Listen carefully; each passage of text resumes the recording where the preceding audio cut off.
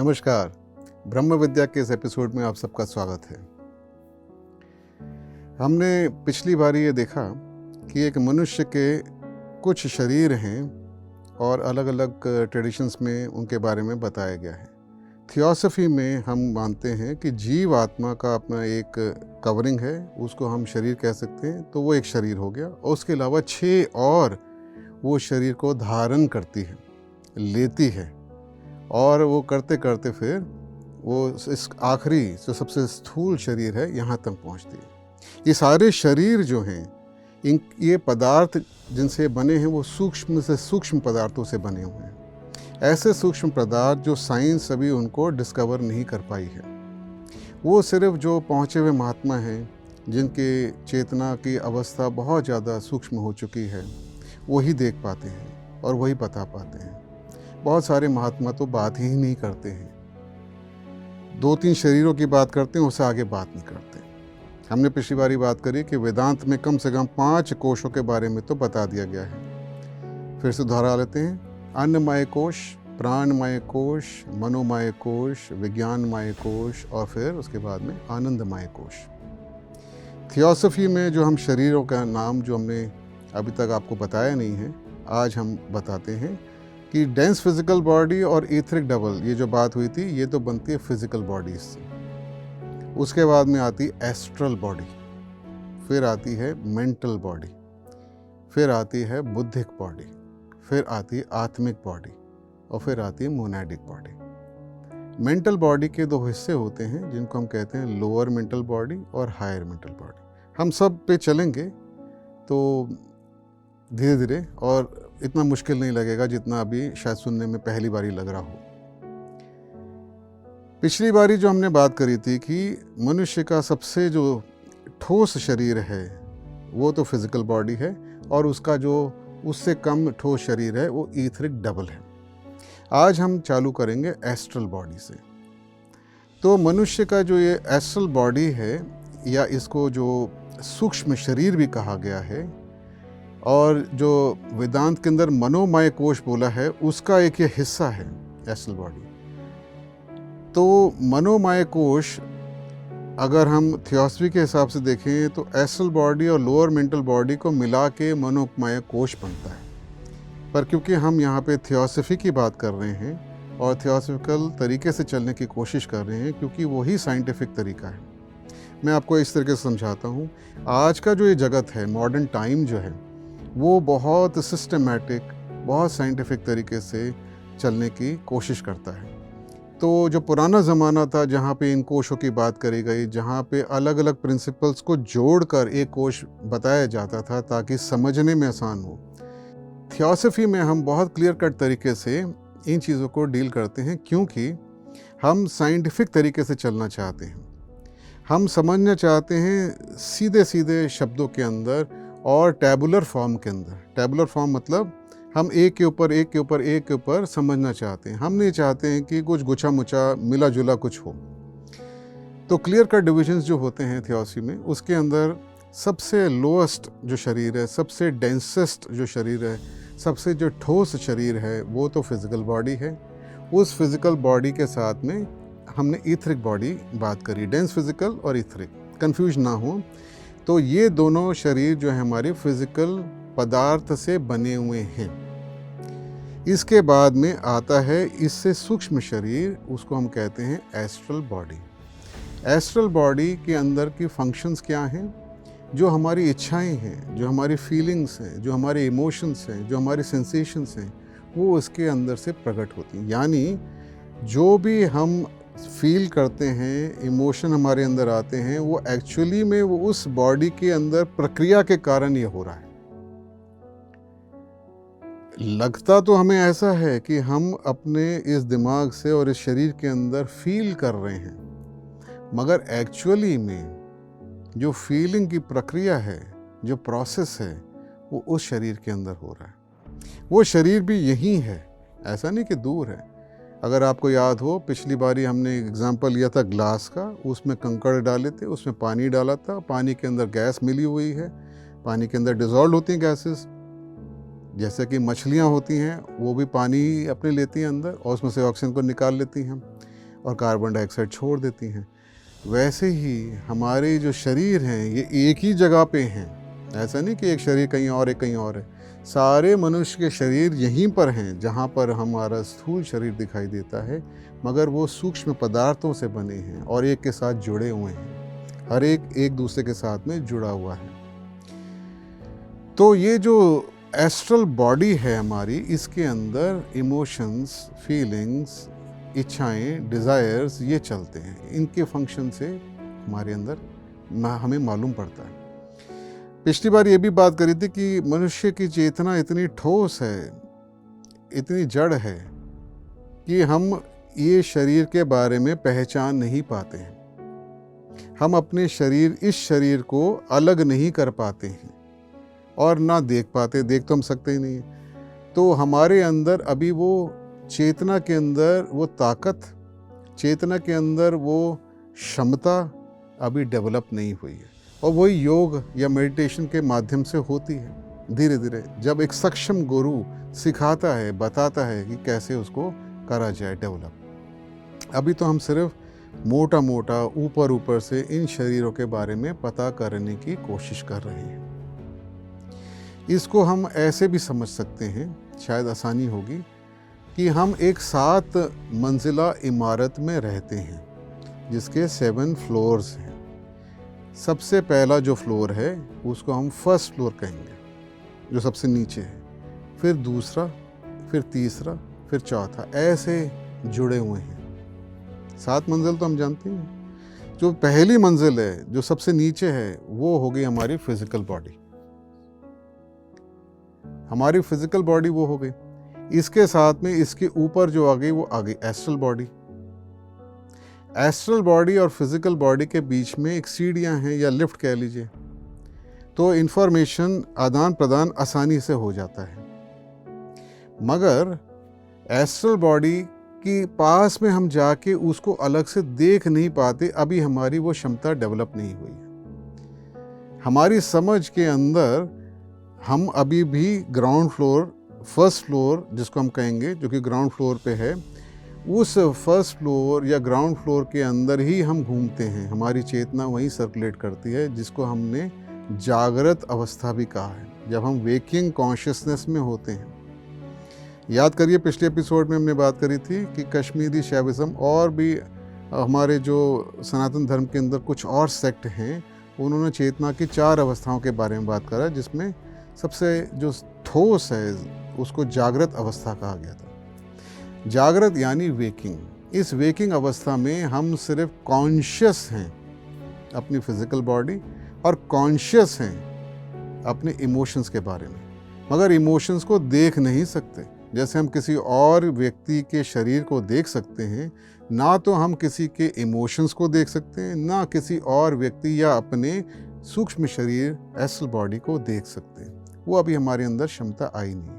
यानी हम अपनी जो फ्लोर पे हम रह रहे हैं, जिसको ग्राउंड फ्लोर कह लें या फर्स्ट फ्लोर कह लें, जो एकदम धरती के ऊपर जो फ्लोर है जिस पे हम रह रहे हैं, हम सिर्फ उसी को देख सकते हैं।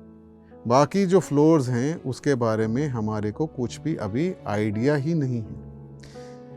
तो ये जो इन्फॉर्मेशन है, जो इमोशंस वाली इन्फॉर्मेशन है, ये तो आराम से हमारे जागृत अवस्था में, वेकिंग कॉन्शियसनेस में, ब्रेन में आ जाती है, क्योंकि उसका लिंक है बहुत अच्छा, मगर हम अभी उसके बारे में देख नहीं सकते।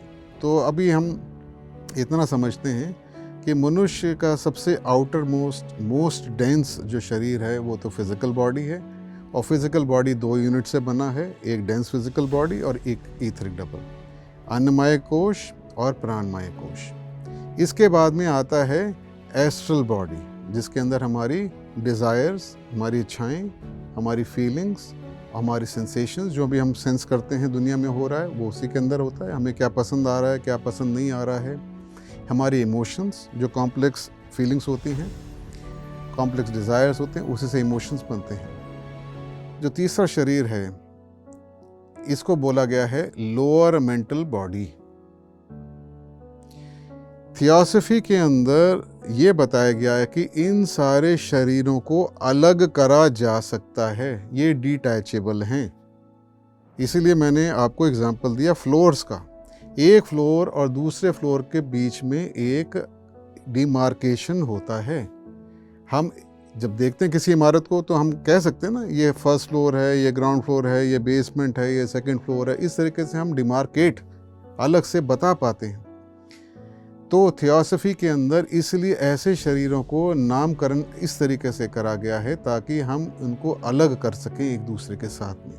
आपको ये बात तब समझ में आएगी जब हम मृत्यु की बात करेंगे कि कैसे जब मृत्यु का प्रोसेस होता है तो कैसे कैसे ये शरीर एक से एक अलग होते चले जाते हैं।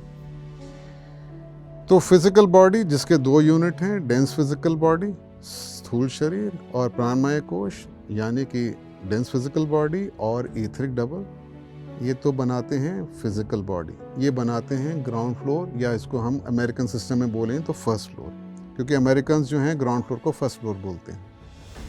फिर आते हैं हम दूसरे शरीर पे जो इससे बिल्कुल डिटैच हो सकता है, अलग हो सकता है। उसको हमने कहा है एस्ट्रल बॉडी, उसको सूक्ष्म शरीर भी कहा गया है। और वो एस्ट्रल बॉडी जो है वेदांत का जो मनोमय कोश है उसका एक हिस्सा बनता है।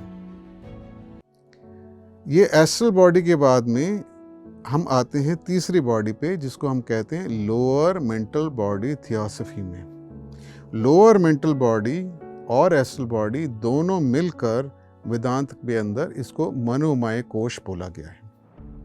और हम इसको समझेंगे क्यों ऐसे बोला गया है, क्यों जो हमारे जो ऋषि थे उन्होंने ये ना बोल के कि भाई एक सूक्ष्म शरीर है और एक नीचे वाला मानसिक शरीर है। लोअर मेंटल बॉडी का मतलब क्या हुआ? निचले तल का मानसिक शरीर। इसके अंदर क्या चलता है? इस मानसिक शरीर में, लोअर मेंटल बॉडी में हमारे विचार चलते हैं। यानी ये शरीर ऐसा शरीर है जिसमें क्या हो रहा है? विचार चल रहे हैं। हम जो सोचते हैं, जो सोचने की हमारे अंदर क्षमता है, कैपेसिटी है, एनालाइज करने की, ऑर्गेनाइज करने की, डिड्यूस करने की, जो कुछ भी हम अपने थिंकिंग से कर पाते हैं वो थिंकिंग यहाँ हो रही है, हमारी फिजिकल ब्रेन में नहीं हो रही है। फिर से रिपीट करता हूँ, हमारी फिजिकल ब्रेन में थिंकिंग नहीं हो रही है, ये इस शरीर के अंदर थिंकिंग हो रही है जिसको लोअर मेंटल बॉडी हमने कहा है। और ये डिटैच हो सकता है फिजिकल बॉडी के साथ। अब आपको सुनने में बड़ा अजीब लग रहा होगा। अब मैं आपको कहूँगा आप गूगल पे जाइए, इंटरनेट पे जाइए और टाइप करिए out of body experience, OOBE, या फिर टाइप करिए नियर डेथ एक्सपीरियंस। तो क्या पाएंगे? ये पाएंगे कि जिन लोगों ने अपने शरीर को पीछे छोड़ दिया, जिनका आउट ऑफ बॉडी एक्सपीरियंस हुआ, अपने इस स्थूल शरीर को छोड़कर वो एक और दूसरे जगत में, ये जो सूक्ष्म जगत हैं इनके अंदर पहुंच गए।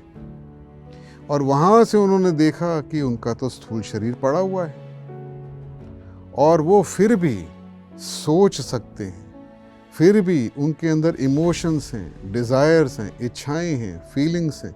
उनका वो हिस्सा जिसको हम मन कहते हैं वो अभी भी उनके साथ है। कायदे से तो वो भी शरीर के साथ रह जाना चाहिए था।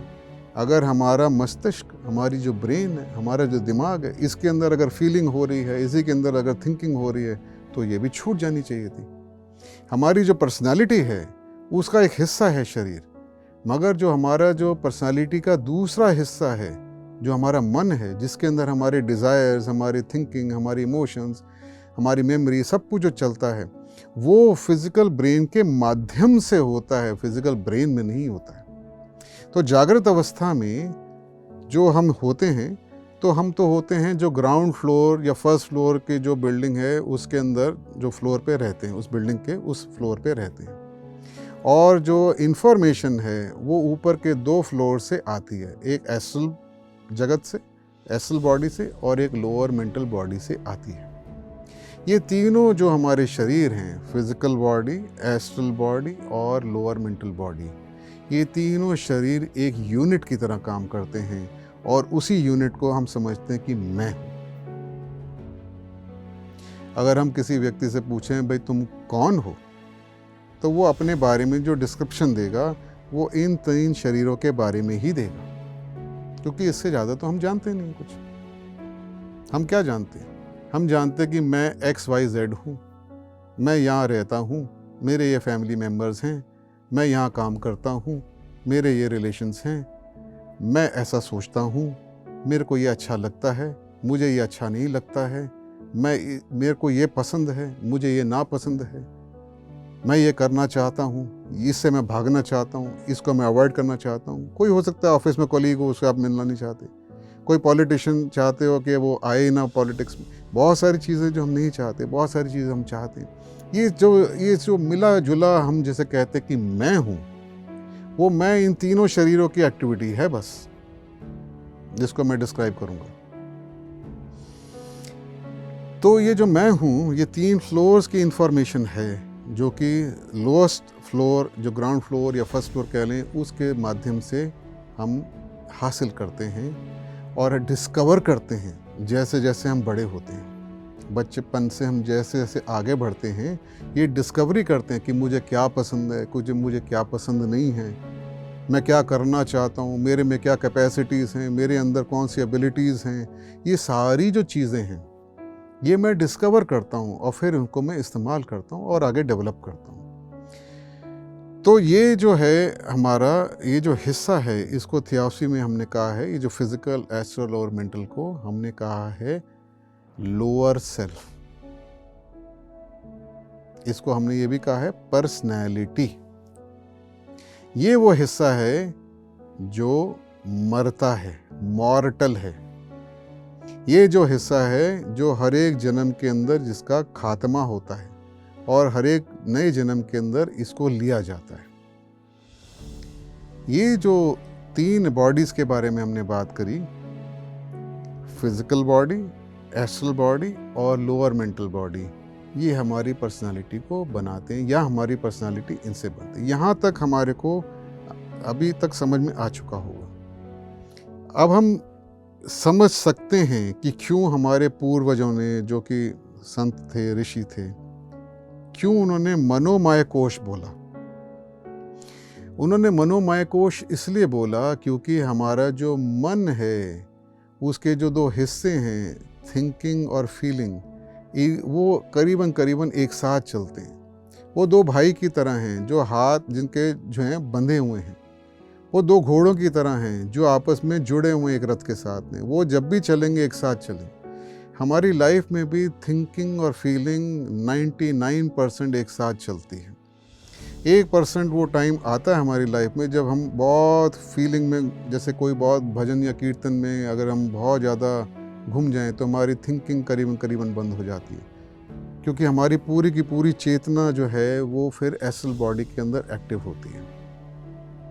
और अगर हम बहुत ज़्यादा कोई सोच विचार कर रहे हों, जैसे कि कोई मैथमेटिक्स या थ्योरेटिकल फिज़िक्स का कोई हमने सवाल लिया हुआ है, तो हमारी फीलिंग जो है करीबन उस टाइम पे छू मंतर हो जाती है, क्योंकि हमारा जो है चेतना की जो फोकस है वो लोअर मेंटल बॉडी में बहुत ज़्यादा आ जाता है।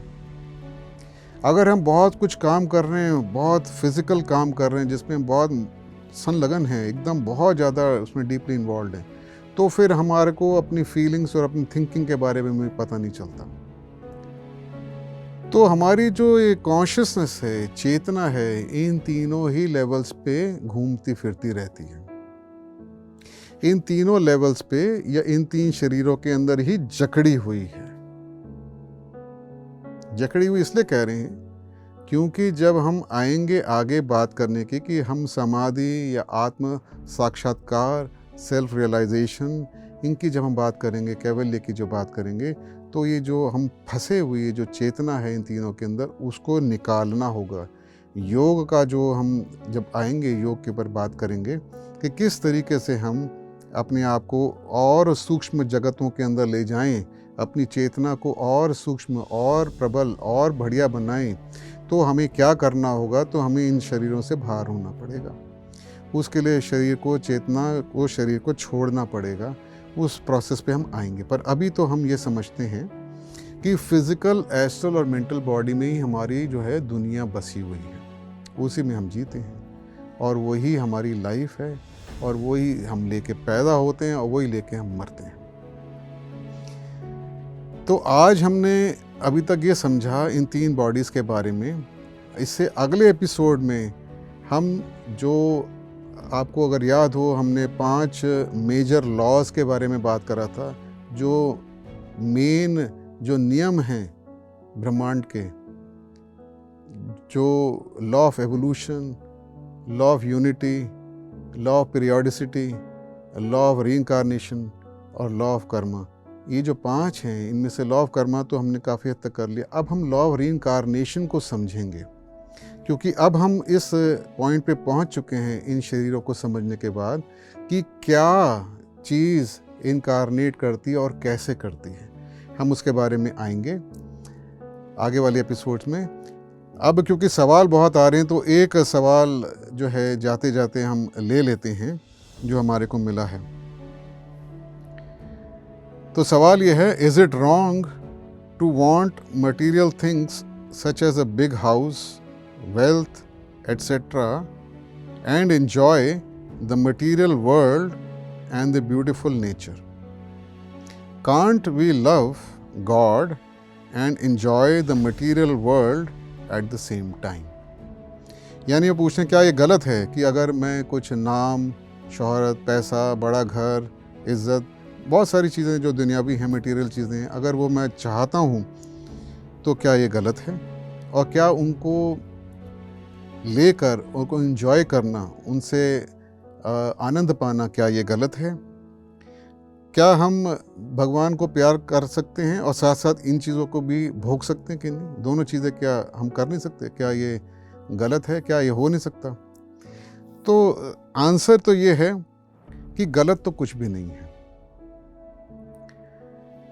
हम जो चीज़ चाहते हैं, हमारी इच्छा है, और उसको हम लें बिना किसी पे वायलेंस करें, बिना झूठ बोले, बिना चोरी करें, तो कोई गलत नहीं है। हम करते ही हैं, हम चाहते ही हैं बहुत सारी चीज़ें। जब तक हम ऐसे कर्म ना कर रहे हों कि हमारे से भी वो छीनेगा। मान लो मैं किसी से चोरी करके पैसा ले आता हूँ तो ऑब्वियस है मेरी भी चोरी होने वाली है। अगर मैं झूठ बोल कर कोई जॉब ले लूँ या कोई और ऐसी चीज़ ले लूँ जिससे मुझे फ़ायदा हो जाए, तो कल मेरे से भी झूठ बोल के लिया जा सकता है। ऐसे ही अगर मैं वायलेंस के माध्यम से कोई चीज़ को हासिल करता हूँ तो फिर मेरे से भी वो लिया जाएगा। अगर ये तीनों को छोड़, कोई चीज़ों को छोड़ के मैं सही तरीके से इन चीज़ों को अर्जित करता हूँ तो मैं एंजॉय करूँ, कोई इसमें कोई प्रॉब्लम नहीं है, गलत कुछ नहीं है। कर्म के सिद्धांत में गलत उस सेंस में नहीं है, मगर हम क्योंकि आध्यात्म के रास्ते में हैं और अध्यात्म के रास्ते में हम जो चाहते हैं वो छोटी छोटी खुशी से हम अब संतुष्ट नहीं हैं। अब हम मुमुक्षुत्व चाहते हैं। शंकराचार्य ने क्या बोला विवेक चूड़ामणि के अंदर, उनका जो ग्रंथ है विवेक चूड़ामणि, उन्होंने बोला कि भगवान की प्राप्ति करनी, यानी परम आनंद की प्राप्ति करनी है, अल्टीमेट रियलिटी की प्राप्ति करनी है, जो परम सुख है उसकी प्राप्ति करनी है, जो हमेशा हमेशा के लिए मिले, हमेशा हमेशा के लिए रहे, जिसको पाने के बाद कुछ की किसी भी चीज़ की ज़रूरत ना हो। अगर उसकी प्राप्ति करनी है तो फिर हमें कुछ काम करने पड़ेंगे। जब हम वो काम करना चालू करेंगे और उस दिशा में आगे बढ़ेंगे तो फिर हम ऐसे ऐसे अवस्थाओं से निकलेंगे और जहाँ पहुँचेंगे जहाँ पे ये बहुत छोटा लगेगा, जिनकी बात करिए, beautiful house, wealth, material world, इसका मायने ज़ीरो हो जाएगा, कंकड़ पत्थर की तरह लगेंगे। जैसे सूरज के सामने एक मोमबत्ती की लौ जो है उसकी क्या वैल्यू है। जब सूरज ही हमें मिल जाए तो क्या हमें मोमबत्ती जलाने की ज़रूरत पड़ेगी? तो इस ऐसी अवस्था की तरफ हम जब बढ़ेंगे, अगर बढ़ना चाहते हैं, तो फिर मामला दूसरा आ जाता है, फिर बातें कुछ और हो जाती हैं। और जैसे जैसे हम आगे बढ़ेंगे ये सवाल का भी पूरा जो एक्सप्लेनेशन है ऑटोमेटिकली मिलना चालू हो जाएगा। तो मैं आशा करता हूँ कि कुछ तो जवाब मैंने दे दिया है। बाकी आने वाले एपिसोड्स के अंदर ये जो सवाल हैं, इनके जवाब भी पूरी तरीके से हमारे को मिलने चालू हो जाएंगे। तब तक के लिए मैं अब इजाज़त देता हूँ। आप सबका बहुत बहुत धन्यवाद हमारे इस एपिसोड के साथ जुड़ने के लिए। आपका बहुत बहुत धन्यवाद।